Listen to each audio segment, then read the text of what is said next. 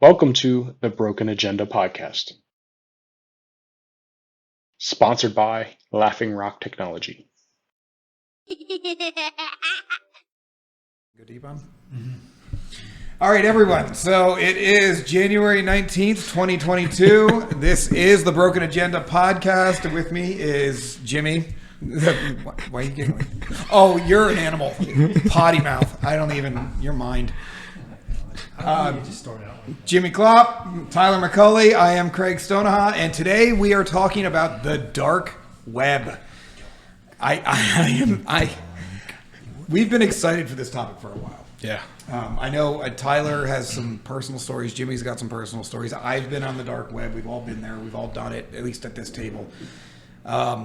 There's a lot to cover. I'm sure we may not even break this agenda because there's might be more than an hour's worth here. I don't know that we're into another 2-part special, but Maybe. we may have to revisit this at some point because there's a ton to cover. Should we just get into it? Let's dive in. Let's just dive in. Let's do Dive this. in. So, I guess we got to start with, for those of you, if you're watching this and you know the title of it is The Dark Web, either you're a diehard fan or you came specifically because you probably already know. But let's just cover what it is. So, all the dark web really is, and I guess we should start with the difference between the deep web and the dark web. Yeah. Well, the 3 types of web, I guess. All right. So there's really 3 types of internet, 3 types of the web. So there is the clean web, clear web, surface web is the name of the first one. That's, you guys agree, about 1% of the internet? Yeah. So about 1% of the internet is that. Now that's the sites you go to. That's homedepot.com. That's your HVAC guy's website. You know, anywhere that you go on the internet where you just pull it up, if you run a Google search and it returns a result, or a DuckDuckGo search and it returns a result, you're on the clear web. You're on the surface web. That's the clean stuff. That's the stuff that you're supposed to go to. That's Pleasantville. Yeah, that's good. Yeah, that's it. It's all black and white. Everybody's happy. Yeah, safe town. People are baking pies. It's glorious. Well, I wouldn't call it safe town because there's still seedy stuff you can get into on the surface web, but That's a good point. it's the only tool you need to access it is a browser. Chrome, Firefox, Edge. There's no specialized software or passwords that you have to. Yes, that's really the big difference, right? Yeah. You don't need to put in a password. You don't need to access it with a specialty software to get to it. Yep. It's just there. So that's surface web. Then there's the deep web. So the other 99% of the internet is the deep web. Now, Tyler said this great off camera. The press does a horrible job of explaining this. The deep web is not the dark web. They're not the same thing.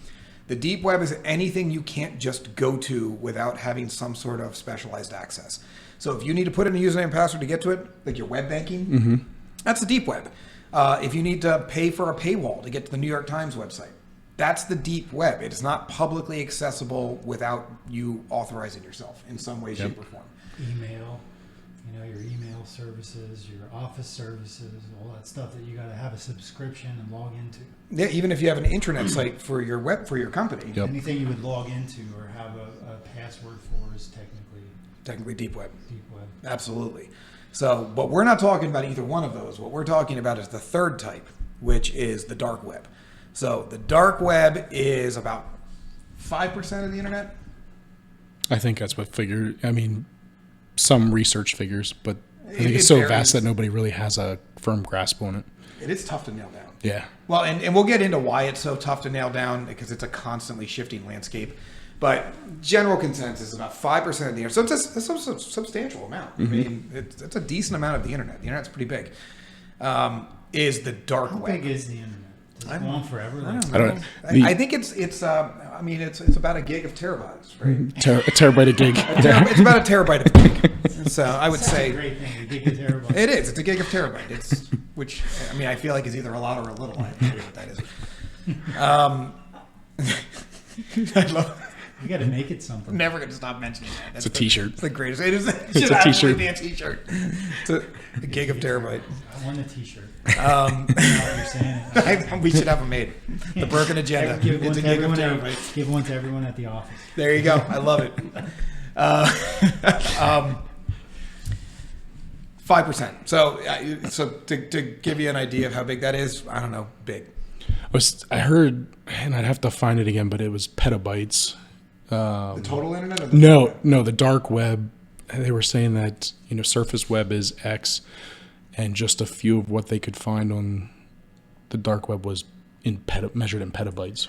There's a ton of stuff on the dark web. Yeah. It is robust. But so that's what we're talking about. So it's this niche section of the internet that is specifically hidden. That's the big thing that differentiates it from the deep web. The deep web can be accessed publicly, but you have to do something to get into it. But it's not hidden. It's there. You just don't have access to it. The dark web, you need specialized tools to get to it. You can't just wander into the dark web. It's not just like you need a key to a door. You need a key to a door and then a map through a maze. And then a guide that you have to hire ahead of time to get you to another door that has more keys. And, it's a whole different thing. And if you Google how to go to the dark web and you go to a website that says welcome to the dark web, get off immediately. Yes. Because there's something happening. And you're not on the dark web. Yeah. You're about to get scammed. You're just getting hacked and scammed. Yeah, that's all that is. Welcome to the dark web. We should just make a website and call it Welcome to the Dark Web. Darkweb.org. And then we'll just make the background black. Yeah. I'd be like 95% of people would be like, I'm on it. I did it. That wasn't that hard at all. And then if they click on the button, they start flying through space. Well, now we're just going to get a bunch of Right stoned college kids. Right into the Milky Way. Right, there you go. The Matrix. Yeah, it's the Matrix. So yeah, I mean, the big thing is that everybody thinks of the dark web. They think it's just nothing but criminal stuff, but it's not. No. There's legitimate stuff on the dark web. It's not all a bunch of people selling bazookas. There's probably about 60% of the dark web is illegal, is criminal, but the other 40% is just people that don't want to be publicly. I mean, there's dark web social media sites. Yep. I mean, I don't remember what the name. Black Book. That's right. There's a social media site that's on the dark web called Black Book, where you're completely randomized, and you can say whatever you want, and nobody's going to censor you. Yeah, the whole thing with dark web social media is you are not allowed to provide any identifying information about yourself. No email addresses, no phone numbers. Don't even use your real name. Yep. Randomized user IDs. Yep. Yeah, you're a number. You're like digits. Yes. Like a screen of digits. Yep. Mm-hmm. Absolutely. So let me ask a question, because I'm sure the audience, if they don't know anything about this. So really, if we got, I'm just saying, what is the difference between, like, my thought is that the entire web is one thing. The web, this is the web. And then you have an area of the web that people are accessing, which is through browsers, and then but the dark web is not separate, right? Is the web, the whole entire internet is the web, right? So we have this thing called the internet, which is the web. But it's not like you go out of the, like, are we leaving the safe web to go to the dark web? All right, are we leaving the safe web to go to the deep web? If I'm are going, there 3 different webs? If I'm going in the wrong, go ahead. You're exploring a valley, right? Or an iceberg or a mountain. But the part that you're sticking to is the part you know. You have the map for it. You can see it. You can ask someone to show you directions. It's got the markings on the tree, so you know where to hike without falling to your death. Okay, so we're hiking on marked trails. Yeah, that's how I look at it. And then the more adventurous types are the people who are up to no good, find their way off and create their own paths in the unexplored part. So are they essentially different things? Crunchy granola eating. Are they different things, or are they just no? So are they 3 paths? Am I okay? Mountain? Am I okay to get technical? Yeah, go okay. for it. So I think I know what you're asking, and the I don't know how to make this a short answer, but all the internet is a collection of computers. That is all it is. So we assign it this, like, almost like, like it's a building, or like we create so many analogies that it becomes obfuscated as to what it actually is. But it's just a bunch of computers, and each one has content that is publicly available. So I can run my own dark web website right on the same server that I'm running a legitimate website, and it doesn't really matter if I do it right. Now, obviously, I wouldn't recommend that, but the idea here is that all you are is a computer that has content that's available, that's published itself to the internet, which basically means the ports in your firewall are open and other people can get to it, and you have an IP address. That's it. That's the internet. So all of these computers, I could literally set this laptop up right now as a web server, and it's part of the internet. What we're talking about here is the organizational structure of different destinations on the internet. So all of these things are the same. They're servers with IP addresses that have content. Now, how do you get to it? So now for the clear web, how you get to it is you run a search through a publicly available browser that returns, basically certified results.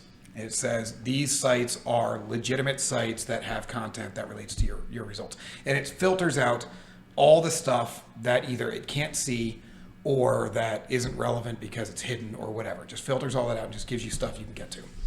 So you'll notice, 5%, 1% of the internet is the clean web. Mm-hmm. But when you run a Google search, you're not getting a bunch of prompts for usernames and passwords, which means it's filtering out 99% of the web because you wouldn't be able to get to it anyway because it would be asking for credentials to hit the content you want. So it's just filtering that stuff out because it's essentially useless to you. It's not a different internet. It's just not useful to you because you can't access it. So let's say I create a website. Why is my website available on the dark web? Yes, there is no dark web. It's not a separate web. It's all one web. What the dark web is a bunch of servers that are using higher level of security, randomization, and encryption, proxies, and everything else to hide themselves from the rest of the internet. Yeah. So the way you find a website right now, let's say you go to laughingrock.com. You listed yourself in the yellow book. Well, no, you bought a domain, is it like a yellow and then book? you registered your domain to the IP address of your web server and told the internet that if anybody wants to go to laughingrock.com, this is the IP address they can find it on. So it's kind of like you live in a house, but you have an address for that house so that a letter can find you. It's the same thing. You're giving it a name. Laughing Rock is the address so that people can find me.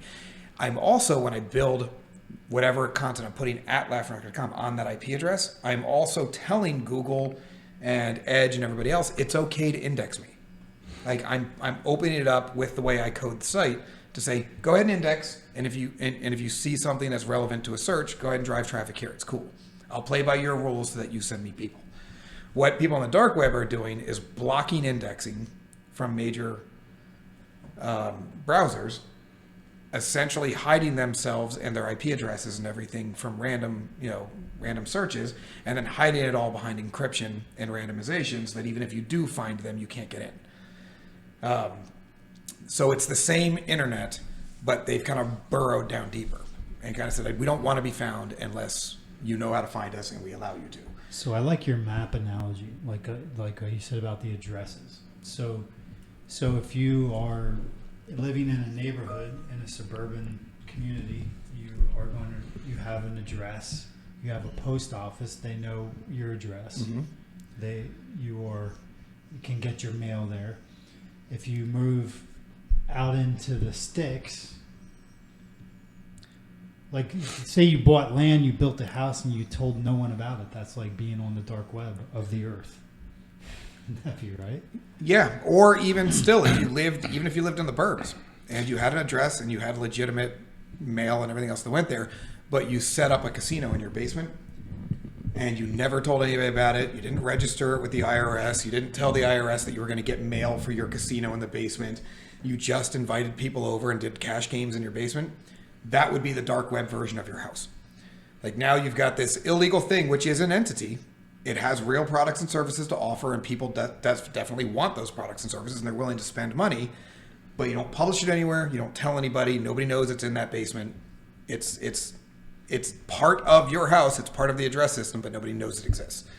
So it's kind of like that. It's the secret back room in a bar. Secret back room in a bar. 3 taps, shaving a haircut. Yep. And then it comes open and you can go back and play poker. And the Tor browser, which we'll get into, is the very large man that looks through the peephole before he opens the door. It's the password. Yeah, what's the password? Exactly. So Beer fest. Yeah, it's just like real life. They're just doing it on the internet. It's the same thing we've been doing for hundreds of years. Like we assign it all these traits because we don't understand it. But speakeasy. It's no different than a speakeasy. Yep. It really isn't. It's speakeasy of the internet. Pretty much. That's what it is. And a lot of these organizations that have locations on the dark web have legitimate fronts. So, whatever, you'll find companies, maybe not companies, you'll find organizations that maybe are legally allowed to sell AK-47s in certain countries in Asia or the Middle East or Africa or whatever, but they can't sell them in Europe or America or Australia. So the legitimate company has a dark website where they're selling underground to other people or the legitimate organization or whatever, and they just don't talk about it, and then they funnel the proceeds through the legitimate side of the company. Like, you've got different types of dark web players that are doing different types of things to skirt regulations, laws, just social taboos, whatever it might be. And then so that's related to guns. So you have the gun owner who wants to buy a gun. He's willing to register. No problem. I'll register my gun, right? Because I want to legally use my gun for protection and this and that. Then you have the gun owner who buys a gun and is like concerned that maybe the government's going to take it away, so he doesn't necessarily want to register it. And he's maybe like the tour guy, right? Like, I want a gun, but I'm afraid the government might take my gun, so I'm going to go to the tour arena. And then you have the next level of the criminal that says, I'm going to use tour because I want to murder someone with my gun and I don't want anyone to know I have it. So you have people in the... That's a terrible analogy. Yeah, that's a terrible you just made all gun owners these shady people. Yeah, that's not good. No, I'm shutting that one down. Yeah, no, you gotta cut that. Fix it. It's Fix it. think of it. It's navigate. Yeah, I don't like that. I'm not even gonna touch the gun stuff because that's just terrible. Well, I mean, the arms are legitimately sold in the dark web, so it's worth discussing. But you've got to. Put they it in are, a but frame. you're not having legitimate John. gun owners are not going to the tour site say, to find guns. even no legitimate gun owner is going to do that. Even the guys who you would put as militiamen are not going to the dark web necessarily. Now, let's be fair, all right? If you really don't want the government to take your guns, you break into your own house, you make a random phone call to the police, you tell them they all got stolen, and you hide them in a pit somewhere in somebody else's property, okay? Like, you're not going to a Tor browser and buying them from some murderer in the Ukraine and having them shipped over in a coffee can. Like, I didn't mean you would go to the tour browser and buy it. Like the tour would attract the tour would attract two crowds. The crowd that wants to sort of like, they feel like maybe I have to be afraid of, the powers that be, because the powers that be can be the criminals. And then you have the criminals that go into the arena where, you understand what I'm saying? Like, generally, dark web evil? But specifically, no. Is the dark web evil? Is it straight up evil? No, the dark web is a response to regulation and laws. The dark web is the freest space on the internet. Yes, it is pure freedom. There is pure freedom of speech and opinions, but that comes with a price. Commerce, yep. Pure freedom of violence. Like, all of it is free. It is the Wild West of the internet.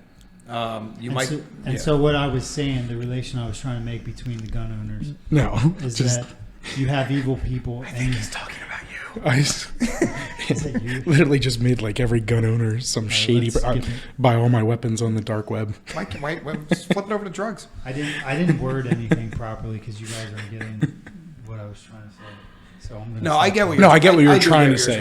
What I think is that there's bad people on the dark web, and there's good people who just feel like the powers that be maybe aren't good, and I don't think there's that much of that going on. No, and generally speaking, good people, regardless of their thoughts on society or government or whatever, are not going to go and turn to a Tor browser. You don't go there unless you have a need for it, I think. I don't really get it. I think you don't go there unless you have a need for it. Like political dissidents, they're going to have a need for the anonymity that the dark web provides them. But I wouldn't classify them as good people. Not necessarily. These are people that have an agenda and have ill intentions. Whether or not those intentions are based in righteousness or not is not the conversation. The conversation is they have ill intentions and they're trying to do things below bar. To some extent, but it depends on perspective, right? So China is very much a, damn, that's a good point. People use the dark web to communicate outside of China because China blocks everything. No, that's a really good point. So there's a lot of dissident people that are reaching out. Hong Kong stuff, Arab Spring, the dark web was very critical for because they shut down the whole internet and access to anything, even social media sites, just general But you've Facebook. got things like that happening right now in Uzbekistan and some of the stands. Yeah. Where they're completely blocking them off, and the only messages you're getting out are via the dark web. So you're right. I apologize. That ill intent has nothing to do with it. It is literally just people that want to bypass the public internet Yeah. for whatever reason. You have a reason. Whether So I guess what we really need to do is we need to shake the misconception that the dark web is inherently bad. Right. Yeah, That's because step one. and that's what I'm trying to say. Maybe my gun thing wasn't clear. Stop saying guns. Okay. You just So you have bad people that want to use it to abuse it to be able to dodge, but then you have good people that want to use it because the powers that are in control are bad, and they want to dodge the evil powers in control. Well, like I said Right. earlier, only You know, 60%, so- 50-60% of the dark web is even considered illegal, which means, to Tyler's point, you've got 40 to 50% of the dark web that's perfectly legal. I mean, it's just there's a portion of people who use the dark web just because they don't want tracked on everything they do. I mean, what website can you go to now that you're not tracked? You can't even go into incognito mode without technically being tracked. No. I mean, I use Yeah. DuckDuckGo almost exclusively, and I still know I'm being tracked. All you gotta do is check your ISP servers. I get really concerned, like when I go on the dark web, that I'm completely exposed to a level of hacking. That You are. I am like Yeah, it's the Wild West. Everybody carried a gun in the I feel Wild like West. I'm not safe when I'm on tour. You're not. You're not, which is why there are certain precautions, or you can't just go and freely browse. And Are you running a timer? yeah, I had it going. It's the same thing as the Wild West. Everyone carried a gun because you were at threat of being attacked by wildlife or Native Americans or someone else. And think about it, too. If you were scared of the Wild West and didn't want to live that type of life, you didn't leave didn't go. civilization. You didn't leave the East Coast. So, this was not, you didn't have, like, high society people and good law-abiding citizens that were well off going west to live in a border town because they didn't want to leave the security of civilization. And that's what we're seeing on the internet. You're seeing people leaving the security of civilization to make their stake out there on their own. All right, so one more question, and then I won't talk. I'll let us roll on. So if I put Tor browser on my computer, am I completely opening the gate to my computer for professional level hacker to come in? Like, do I need a whole new level of defense just by having the Tor browser downloaded? Just by having the browser? No, what the browser is. So let's Just by talk. using it. Yeah, back up and just explain what Tor is. Yeah, so Tor, I know we've mentioned this a whole bunch already 15 minutes into this thing, and we haven't even explained it. So you can't just go to the dark web. What you need specialized tools to get to the dark web. And the most popular of those is Tor Project. I don't know if If you you want to wanna pull flip up over the screen on Tor the project video. If there. you're watching this instead of listening to it, we're going to show you some Or project. Tor Yeah, projects. that one there. So torproject.org is widely considered the standard. And there's tons of offshoots. What these things are, don't overinflate them into something they're not. All they really are is a browser that gives you access to the dark web, randomizes and hides your IP while funneling your traffic through proxies.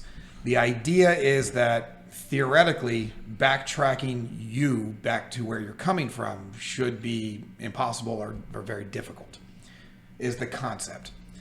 I don't know. I'm going to hold off on getting into security practices here. But do you have anything to add to that? No, I think it's the reason it's called Tor is it's called the onion routing, right? So there's layers to how they're routing you to anonymize you. You connect to a node, that node connects to another node, and then connects to another node to get you into the dark web.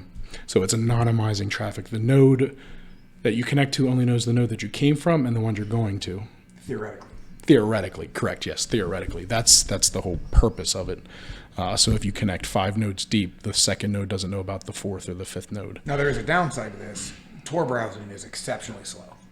Right. I mean, and it has to be because you're moving all over the world with your traffic before you're getting to your destination. And remember, your destination is just a computer.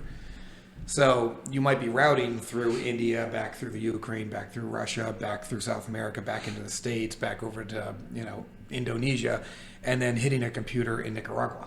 You know, that's a lot of movement on a global scale with a lot of lag. So it's inherently going to be slow no matter what you do.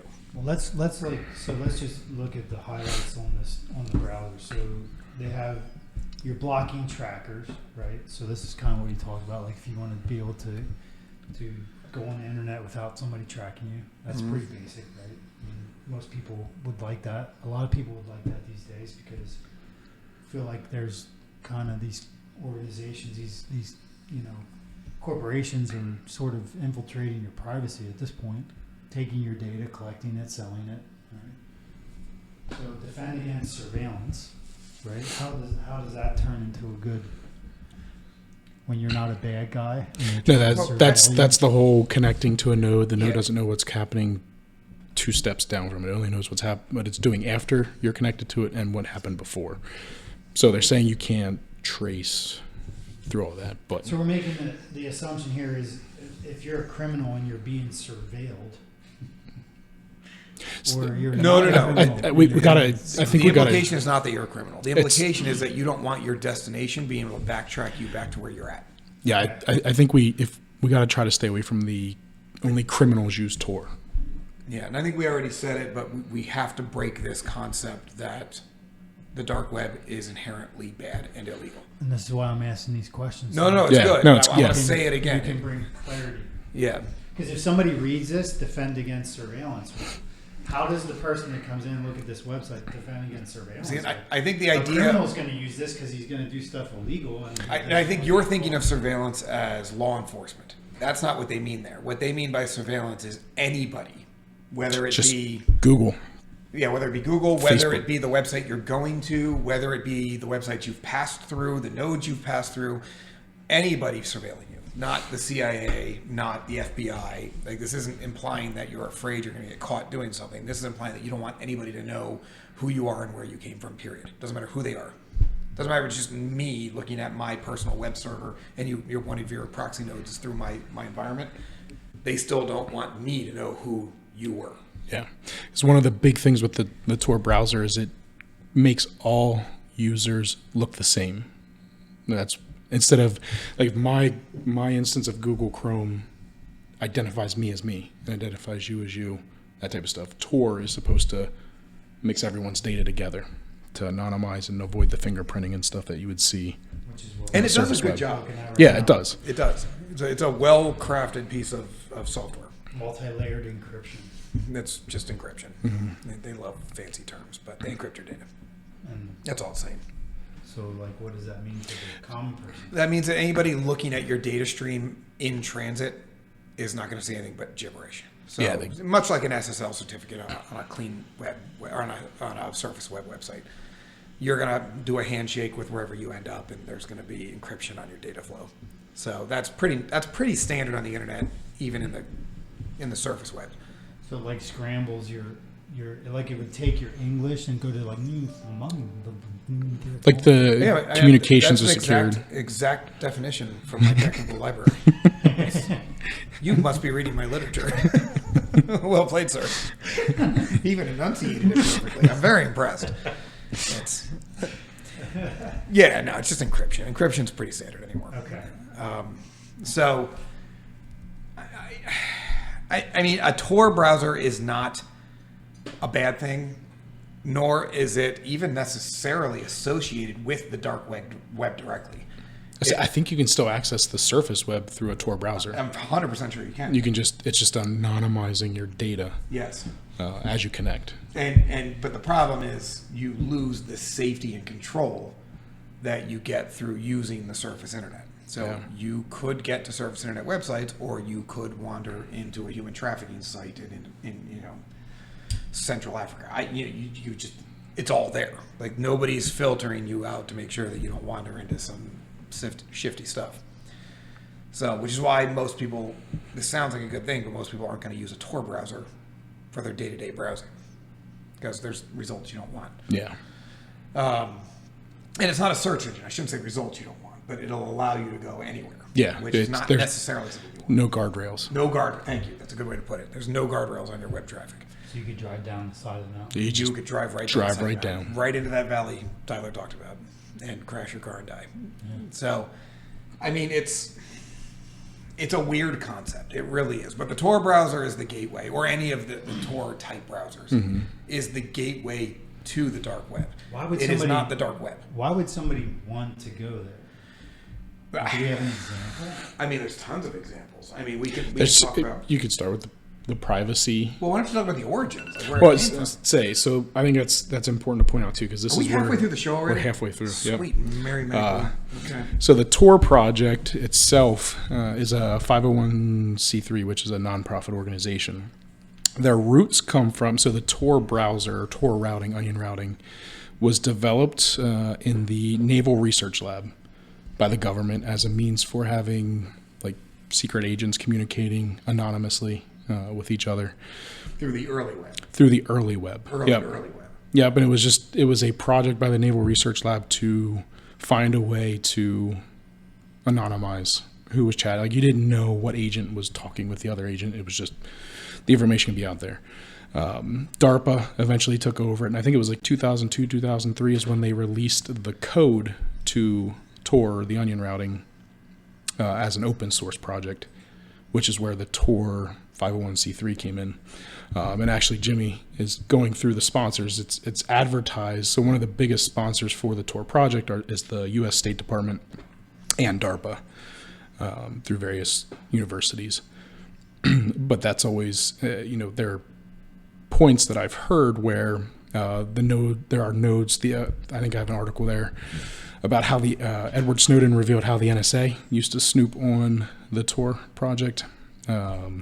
Which I thought was huge, because Edward Snowden, for people who aren't familiar, released a ton of stuff and revealed a bunch of secret programs that were ruled unconstitutional.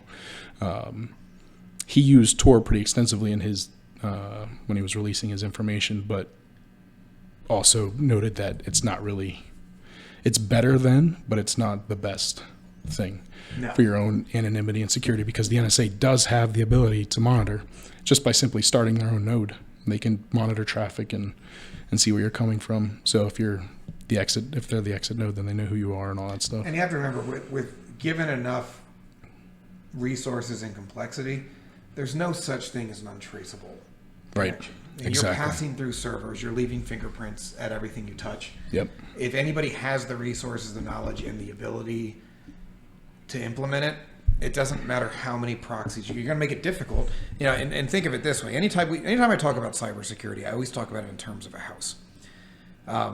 The idea is not to make it impossible for somebody to break in. The idea is to make it so improbable that nobody would try. So locking your doors, fine, that's a good first step. It's going to mean somebody doesn't just walk in. Adding a security system adds another layer. Getting a dog adds another layer. Building a wall around your property adds another layer. Putting cameras on that wall adds another layer. Putting a gate at that wall adds another layer. Adding armed guards adds another layer. Adding another wall outside of the first wall with a pit of landmines in between adds another layer. But nothing's a moat, whatever, with alligators in it and maybe hippopotamus. It'll be great. But none of that is insurmountable. It just makes it exponentially more difficult. And at a certain point, whoever the bad actor is that you're trying to keep out will say, it's not worth it, I'll pick an easier target. Go somewhere else. It's the same way we design cybersecurity solutions. We build it so deep and so in depth that it's not worth the hassle. But nothing is unbreachable, nothing is unhackable, and nothing is untraceable. It's not possible in a digital world. So we want to make sure that's very clear too. There's no perfect solution here. And I'll even after the break, I'm going to get into, if you do choose to use a Tor browser, what security should you be taking to go onto the dark web? And I think that was a great lead into that, because you're never 100% safe. You need to know that. But if you're going to go anyway, I'll give you some tips on how to get there. But first, we're going to take a break. Here's a word from somebody. Thanks. And we're back. All right. So thanks, guys, for sticking around. We haven't gotten very far in this at all. But I do want to redirect a little bit here. We got into the origins. What we haven't talked about in very big details, how you actually access the dark web. Is that what we want to get into next? Yeah. We talked about the Tor browser briefly, but let's talk about this. If you're going to go on the dark web, and I don't care why you're going. I don't care if you're just going to be curious. You're just going to look around. Be aware that you are opening yourself up. And I said this analogy to Tyler and Jimmy earlier, and I think it's apt. But it is the equivalent of being in a city that you trust and walking down a very dark, dank alley that is clearly not a good place to be, and doing it intentionally. So anything can happen, even though the city is not necessarily a bad city, to you in that dark, dank alley that you know is not good. So if you're going to do it, protect yourself. I have a couple of recommendations. Do you want to get into VPNs? Do you want to start there? We'll touch on it. I mean, yeah, because Touch it's on probably all of critical.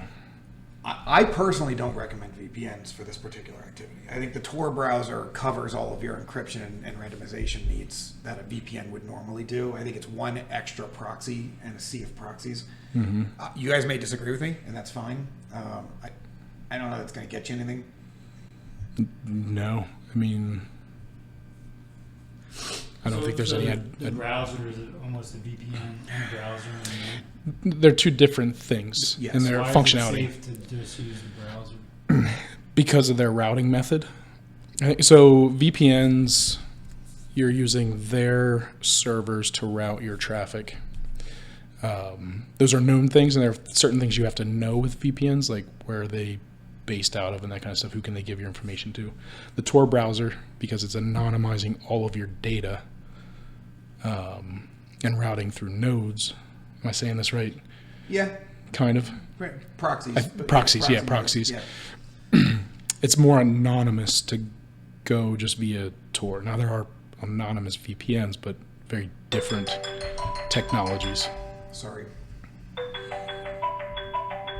No, that's professional. Where's my computer? Hates me. It was the VPN It was a VPN. yelling back at you. Unbelievable. You're about to go into the toilet. It was the dark web calling. They wanted to shut the hell up. This is the dark web calling. They're pissed. Like, don't tell all our secrets. Sorry. Go ahead. No, I think the difference. So a VPN, you're connecting to the VPN company's servers, and while it may be anonymized data, they still can trace that entirely back to you. If they can trace it They're to logging you, they can trace it back to your provider. your provider. Yeah. Your VPN provider, which in the VPN provider, if law enforcement's involved, is going to hand over your IP address immediately. I don't think it buys you anything personally. I think the security you need is built into the Tor browser. I don't think it's enough. Because the problem with the Tor browsers is it's randomizing you and everything else, but even as you guys said earlier, the CIA's been snooping on this stuff for a while, and there are much better hackers out there than the CIA. Once you're connected to a website, there's always a path backwards. You leave fingerprints at every step. So anybody that wants to find you can find you.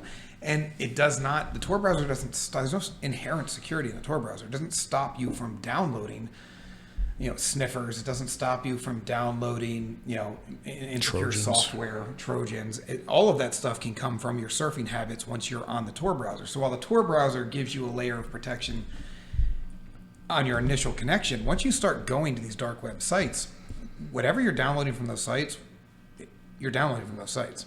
So the Tor browser immediately starts losing its efficacy. So I'm going to show my paranoia here, but quite honestly, if you really want to start surfing the dark web in any meaningful way, if you want to do it right, first of all, don't use any computer you ever want to use again. Buy a cheap blaster computer, something you don't care about. Buy it off of eBay, something for a couple $100. And know how to wipe and reload your computer, how to format the hard drive back to zeros, and then reinstall the operating system. And reinstall Linux, the Linux distribution. Absolutely. Yeah, Linux. I personally like Ubuntu for a desktop operating system, and there is a Tor version that's easily installed there. But any Linux distro is better than Windows or Mac. So is the Tor browser, is that open source software? Yes. It is. Yep. Yeah, just go to torproject.org and you can download it. So you could have a whole computer designated for this A Tor with computer, yeah. Linux. Now, hold on, I'm going to take it a software. step further because I don't even think you should connect on your internet connection.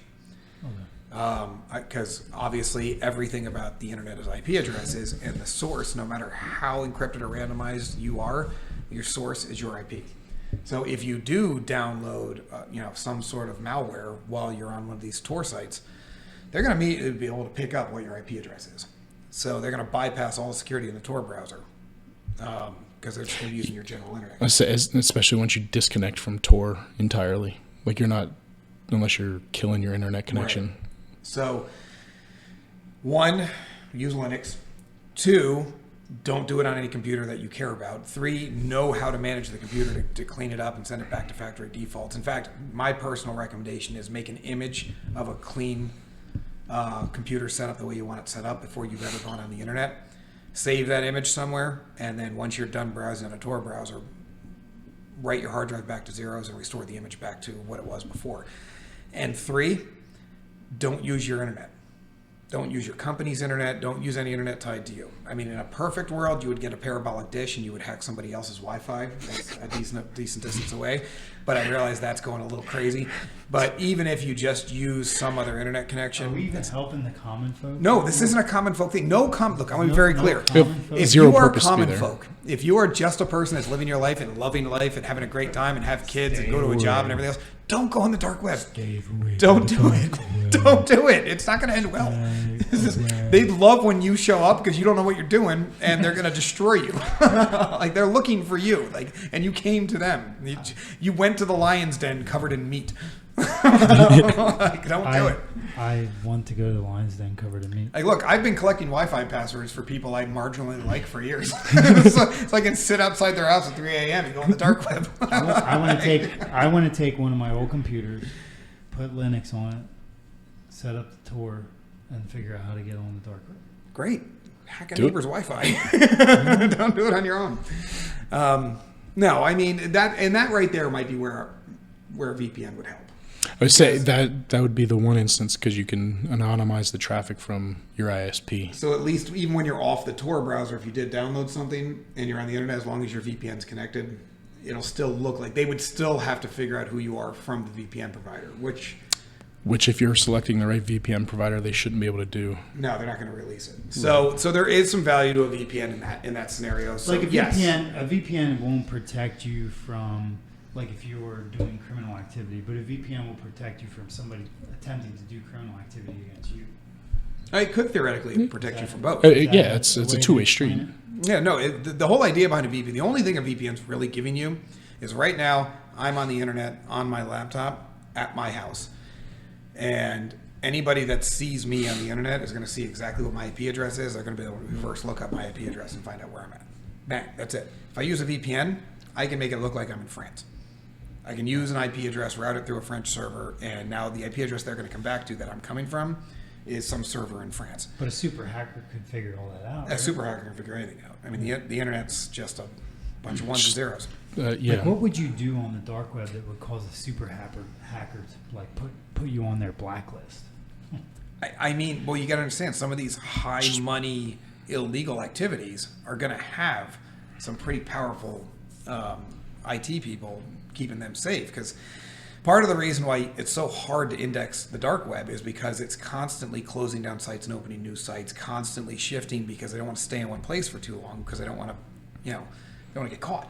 Mm-hmm. So it's a constant movement of IPs, web addresses, proxies, routers, everything else that's moving through different geographies and everything else. They're going to have people that can handle that and protect them, look into new buyers. That's the big thing they're going to be looking for. If you show up on the dark web and you start asking about buying people, or something like that, like human trafficking, nobody's just going to say, yeah, I got people, you want to buy some? Like, that's not how it works. It's not Amazon. Like, they're immediately going to assume that you're law enforcement. They're going to assume that you're not cool. And they're going to start like digging in. They're going to start digging. Yeah, feel so like if if you had you a- go on there to do something bad, that's when you're going to open your door. Even if you're not doing something bad, just Hey, I want surfing some around the crack dark web. cocaine. Yeah, but you don't go there and just, I want crack cocaine. You go to a specific store, I want some right? crack Silk cocaine. Road is the Yeah, I want perfect some- example. A lot of people probably have heard of the Silk Road, which is one of the first dark web e-commerce websites, right? You went there, it was eBay style. So you went and you bid on the cocaine you wanted or the... And they've shut it down multiple times. Yeah, it was shut down initially because one of the big ways it got shut down is because the guy was using his personal email to send out the notifications. He obviously didn't watch this podcast. Yeah. I would have warned him against that. Dread Pirate Roberts was using like his school email or something to send out the password resets. So that's how I figured out who he was. Awesome. But it was basically just an eBay style thing. You went and found your category, cocaine, whatever, hash, whatever. and you purchased it with Bitcoin, crypto.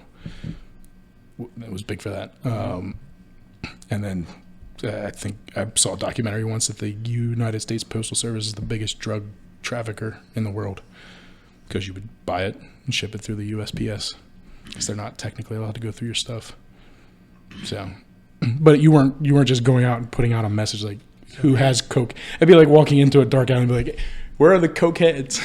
So is it safe? Where can I get cocaine? Wait. Are you recommending I don't do wait, that. Don't do that. Wait, is it safe to say that they're the dark mail? Dark No, there's no dark mail. I mean, it's you all sexist son of above a bitch. board. Dark male. Dark mail. Why do you hate the dark females? What's wrong with you? Post office is dark mail. I would say dark gender all inclusive is what I would say. Actually, non-color gender all inclusive. Web. And non-denominational, just to cover our bases. I mean, So say it right. Don't be a hater. dark mail. Ew. All right. Sorry, Tyler. No, you're good. I don't know if I have much more, but it's not just walking into a dark alley and shouting out, "Where's the cocaine?" It's knowing who to go to or where to go to. So if you go on the dark web That's how I got and my you coke guy. and you say I want like 10 pounds of coke, and I want like 20 bitches Kilos. to pimp out. Jesus, Don't man. call them- don't call them bitches. And I want to off Pimped this out? Is that person what he over said? here, What, with putting rims on them? and I need you to off this person for me. Could I get a package deal? How many gigs of terabytes? It's You're going to open a dark door that you might not want to open. yeah, and like Tyler said, you're not just gonna. There's no place to just type that in and say I want this. It's not a concierge service like with a guy that's like absolutely Mr. Club. Let me bring you to the pimped out bitches. Like, it's very much like you got to go. You're gonna have to spend some time finding what you want. And then when you start to mingle with that, then you're going to have people looking at you differently. Well, they're going to want to make sure that you're not a Fed. Like They're you're going to make legit. sure that you're not Interpol. They want to make sure Yeah. you're a legit criminal, and then if you turn out not to be, then you're going to be like open season. Yeah, I mean, and drugs is a big one. Weapons is a big one, and not available weapons like you were talking about earlier. But these are generally considered illegal weapons. So things that like if you want to buy a Tommy gun, that's pretty illegal in the United States, but you can get one on the dark web. If you want to buy a bazooka, you can't buy bazookas in the United States as a I mean, you can technically. Can you? You can. It's just the ammunition for a bazooka is like $17,000 a pop. I mean, as long as you have the right, you go through the right NFA channels, you can own all that stuff. Get out of here, really? Mhm. Can you buy grenades? Technically, if you have the right NFA, like I think grenades, you'd have to be an FFL SOT to be able What to you have really those. want is some Claymore But- points. Okay, so the U.S. is probably not buying weapons on the dark web because No. we can get them. But that example would be like ISIS, right? They could set up a gun deal with somebody from some country, some arms dealer from another country, and get their black market bazookas and stuff. Okay, so I mean, you got human trafficking. Mm-hmm. That's definitely a big thing. Stolen data is probably the biggest. Yeah. So the biggest market on the dark web is not the stuff that you and I would be talking about here. It's mostly like some hacker gets a data dump from whatever Walmart, and they've got all the names, addresses, and credit card numbers for 200 million Walmart online users. They're not going to go and try to sell it to their neighbor. They're going to go out on the dark web and they're going to work through one of these intermediaries and say, hey, I've got this, and let's start running up a bid here. You provide the buyers, I'll provide the data, you be the intermediary, make sure the buyers are clean, and let's find somebody who wants this thing. So Yeah, and have I been pwned is always a good one. You could kind of go through and see if you've been can you involved in any spell that? breaches. Or actually, can you pull that Yeah. up? Jimmy, pull up Have I Been Pwned is a great one. We use that fairly regularly. How I get home. Yep. Ooh. Yeah, don't pull that too far. Settle down, champ. Why am I so far away? I don't know. We're all friends here, though. Have I been? Yeah, if you just search "Have I been pwned," There, it came up. should be one of the first Google results for you. Right here? Yeah, That'll get you there, yeah. and then the very first link. Yep. So this is so go ahead and put in. I'll give you my email address. My Balls. like Let me do me. Yeah, go ahead if you want to. Do you have a junk can- email account? Oh, do we want to show this? Yeah, do a junk I email can I can blur out the account. Okay, yeah, go ahead. Here, I'll Go ahead, do yeah. yours. That's fine. Tell her to blur it out. This thing's about shot anyway.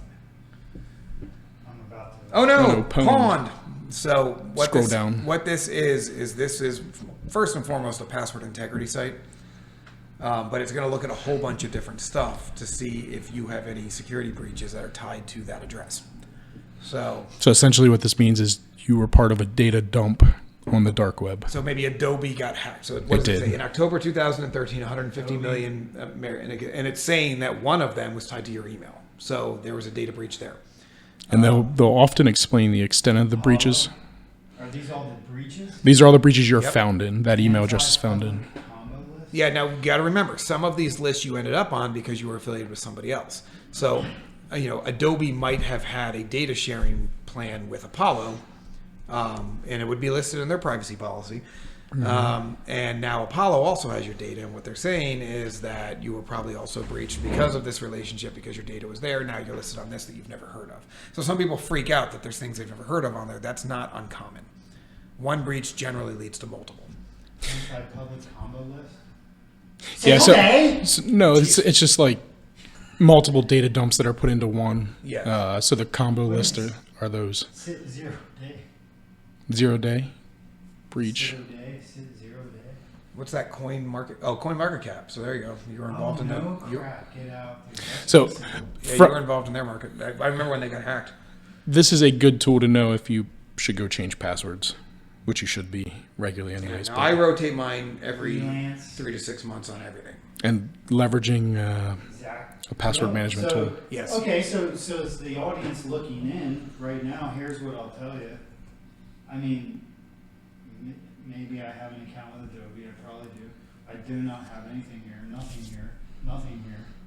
Nothing here. So, CoinMarketCap I have. Now So- go down to coin market cap. So there, This is 4 things that I have no association with that somebody sold my. what could be happening there though too, Jimmy, is like the Now also check what is the compromised data. yeah. For CoinMarketCap, it just says email addresses. Okay. So it doesn't necessarily mean they Okay, breached okay. your account. It means that they got your email address because they had an Look at email this. address hack. Email addresses and password hints, password usernames. Yeah. So what happened? Let's use the Adobe one, right? Whoever breached Adobe servers and stole those passwords and email addresses, they go on the dark web. They offer those up for sale. And what will happen is someone will come in and buy a block of them, buy all of them, whatever, and then they'll start. What's the term? Phishing. Brute force. Well, Or brute even force. some brute force. Just they're going to take your email address and go to every popular website and try to log in with that email address and password, because realistically most people just use the same password for everything. Yes. And I've been involved in this. I had a Hulu account that I set up years ago. I was involved in a breach with my like junk email now. Didn't log into Hulu for a couple years, but I was still paying for it. And then just decided to log in and realized that I was logged in like 40 different countries, Taiwan and all this. But I was fortunate that it was just people just using my account to watch Hulu. But it But was that's a big simple. thing they sell also. So a lot of times they might even take it a different route. Instead of selling off the data dump, depending on where they got it from. So let's say it is Adobe. Keep beating up on Adobe because they beat up on me financially. They might go ahead with every single email address and password they got, log into the account and see what licensing you have. And then they might start selling free Adobe licenses because you might have 5, CS licenses for Adobe Creative Suite that you have access to, and they'll start selling legitimate Creative Suite licenses on the dark web that can be used. People will buy the username and password to get 5 licenses, download Adobe Creative Suite using your account, and now next thing you know, you go to use Adobe and it says you can't, you've reached your license limit. Yep. So there's lots of different ways they use this data. Sometimes they'll sell the accounts individually. Sometimes they'll sell the entire block of data. Sometimes they'll sell the block of data to somebody that's going to use the accounts individually. Sometimes, like Tyler said, they'll just want to buy the passwords, assuming redundancy, and then they'll try every major site in America. So they'll take your Adobe password, use your same email, and try to get into your Amazon account. Or they'll start blasting like Bank of America, PNC, Yep. just trying to log into those accounts, assuming that you've used the same email. Because not a lot of people run multiple emails, right? They're going to use one. So they're going to just set it into a bot and let that bot go out and try to find where those credentials work. Which is why 2FA is so important. If you have 2FA, it stops a lot of this, especially if you have it tied to your cell phone. Randomized passwords, 2FA.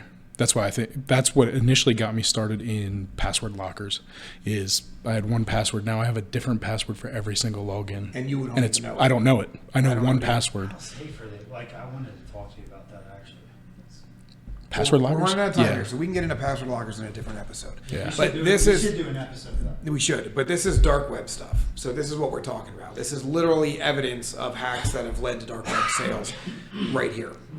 Okay, so basically, this is pretty cool because if people do this, I mean, like, this is a great thing. Like this I is think This is a great thing. Yeah, because like, I mean, this is nice for me to know. Like, this is pretty critical.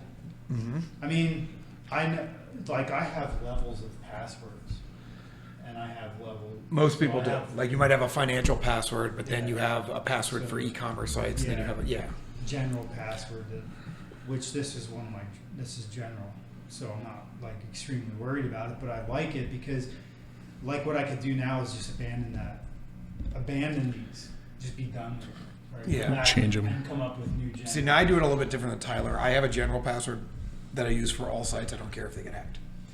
But any site that has a credit card on it, is tied to any type of e-commerce, or is financial in nature in any way, shape, or form, I immediately auto-generate a 12-character minimum password from my password locker and use a different password for every single one of those sites. So my general password I still use for standard sites because I don't care. So like if I sign up for a newsletter yeah. or something like that, I'll just throw in my general password because I don't care. If it gets hacked, it doesn't lead you anywhere. There's nothing you can use it for. Like, you're not going to go to my bank account and be able to use it. It'll be useless. So, All right, let me buzz through this so I don't kill too much time with it. So all these, this is only one. This one, this one, this one, and this one. That's 1 out of 5. I only registered with one of them. Then I hit this one, CoinMarketCap. I have an account there. They just got my email address.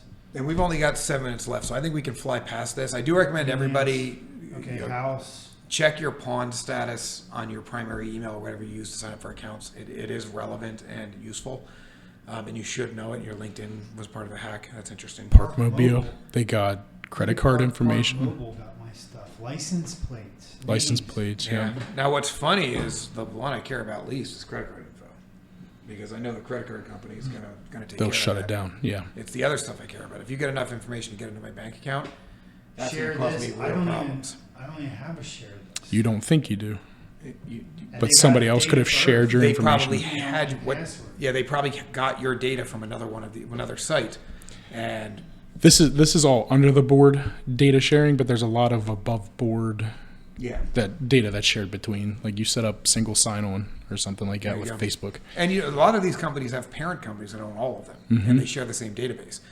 So Yeah. you might have LinkedIn also is owned by the same parent company as E-Trade. I'm not saying those two are owned by the same parent. I'm just saying.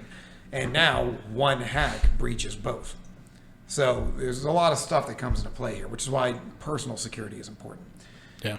But we got to move past this because we're almost out of time here. We haven't covered half the agenda.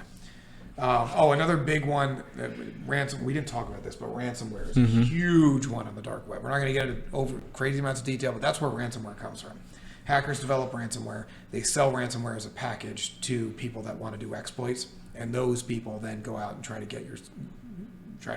do infections. So a lot of times, if you want to do an exploit, you'll buy an email list off the dark web of known legitimate emails from a hack.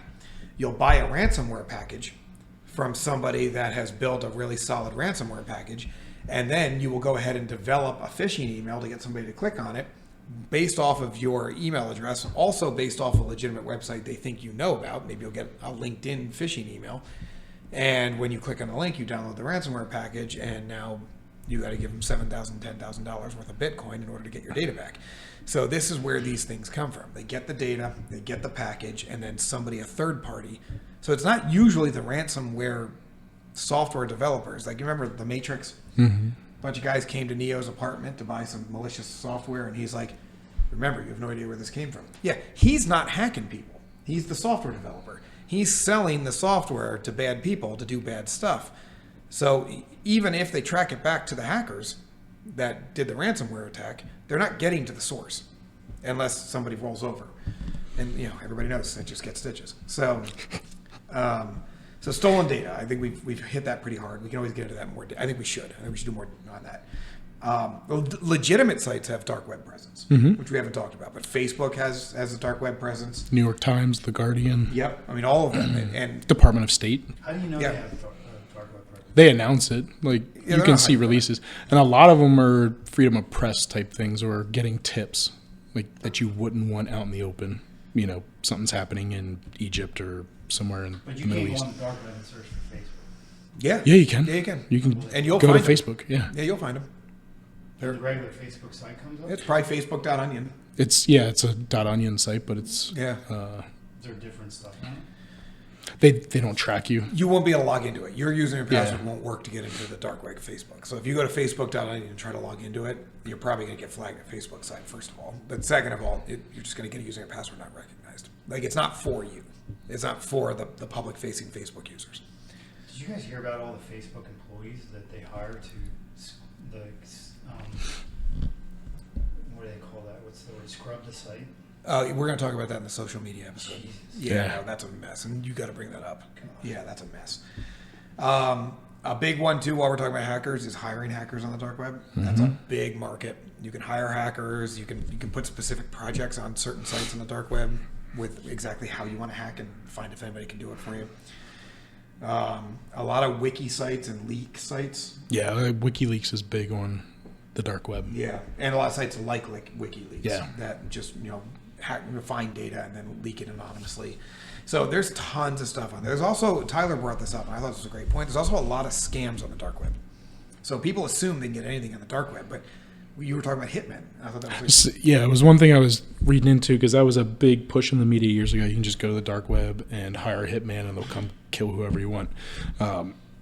One of the threads that I followed was just two guys somewhere in the Eastern Europe were advertising hitman services as this mafia group that are the best assassins in the world, and they were just taking money from people, and then playing coy when they were like, well, when are you going to do the job? When are you going to do the job? And they even released certain things to make them seem more legitimate, so they got the news press and people would come in and try to give them more money. which is kind of genius. I mean, it really is. Yeah. I mean, ethics aside.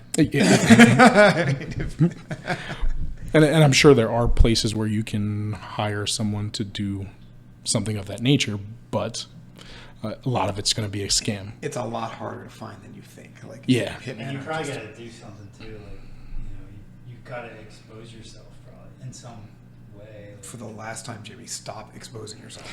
I'm sorry. Sorry, he always says sorry. My apologies. My deepest apologies. We are out of time. The only thing I do want to say is law enforcement is not ignoring the dark web. So No, they have law departments. enforcement- Yeah, they also have a presence. There are cyber cops, as much as that sounds like a cheesy, Keanu Reeves movie. Yeah, I mean, police and national police like the FBI are putting entire departments together, divisions. Yeah, I think it was the one in the Netherlands has their own site because you have to. I mean, it's very seedy. This is a big. The dark web is often where things like child pornography are transmitted. Obviously, the illegal drug trade is pretty big anymore. Well, I read too that one of the big problems law enforcement has is it's kind of like undercover agents. Is if you leave them out there too long working in this, there's a lot of corruptibility going on. So it's really hard, to keep a force that is purely above board when all you deal with is the worst of humanity. Yep. So it's a very difficult thing, but they are constantly working. The FBI has a big cyber police presence within and outside the U.S. as much as that's illegal technically.